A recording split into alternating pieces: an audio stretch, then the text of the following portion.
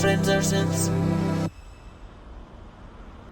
I'm on my way to Missing Records in Glasgow, which is this old vinyl shop, and I'm hoping to find some old jazz and funk and soul records. I'm not really sure, but I want to pick up some dirt cheap things that I can hopefully sample from. I've not done a huge amount of crate digging before. I guess we'll see how this goes.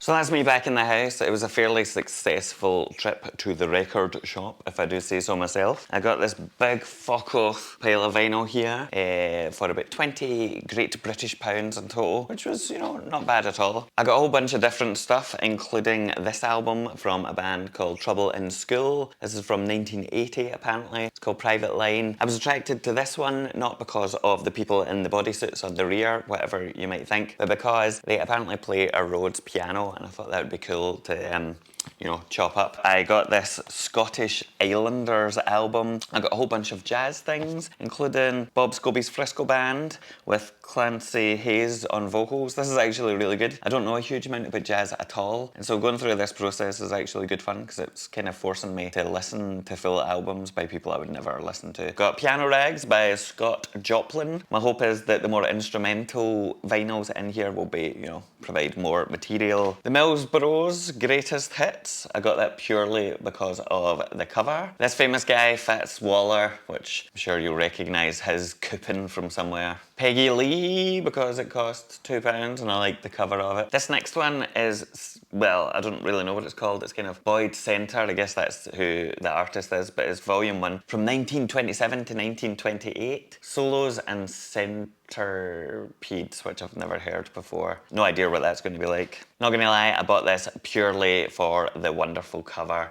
Although on the back it does say that they played a Rhodes piano, I think. Oh yeah, Rhodes, Wurlitzer, Mini Moog, ARP Omni, ARP Pro, Soloist, all sorts of shit on there, which I'm, you know, quite excited with. This bunch of wee gimps, Herman's Hermits. I can probably tell why they're hermits looking at their fucking faces. This, whatever this is, I don't really know. I can't even remember why I bought this. And then some more Cisco, Frisco jazz, which weirdly enough has Famous Grouse on the front. Terrible, terrible Scottish whiskey. This one's funny because it's like, the vinyl in it is so thin that it feels like there's nothing in this box at all. So I'm sure that's a top quality recording. The one that I'm most interested in, or I'm going to be using today, is this power-packed trombones from the Trombones Inc. And I got this deliberately because it seemed like it would be instrumental and so I could pull some things off it. And I've only listened to the first side of it so far and it sounds pretty fucking awesome. There's loads of cool trombone sounds, obviously, but there's also like wee drum fills and all that crap. So I'm going to get that Akai Force and then go through both sides of this and sample in as much as I possibly can from it and then see what I can do with those bits and pieces.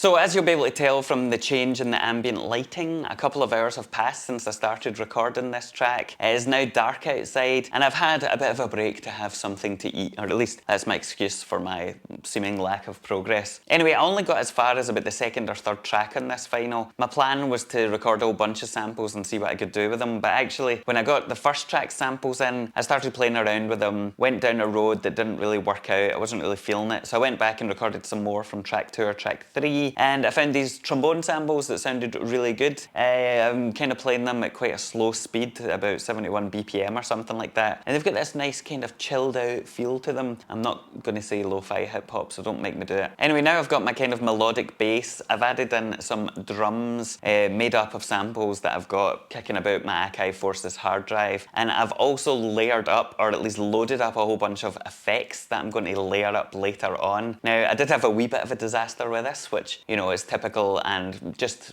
par for the course when it comes to me doing anything really. But as I was rushing to the door to get my delivery of delicious Korean barbecue food, I forgot that I hadn't saved the latest iteration of the project after I'd spent about half an hour finding interesting effects that I could use along with the sample. And so, of course, the power cord got knocked out and I lost all of that work. So that's been brilliant, and I've spent the past, I don't know, 20 minutes trying to recreate all of that. So that's fucking brilliant. Anyway, I've got enough here now that I can start just layering things up and changing the order of the melody and all that kind of thing. So I'm gonna go sit on the couch because I can't be arsed standing up anymore. And we'll see where I can go from here.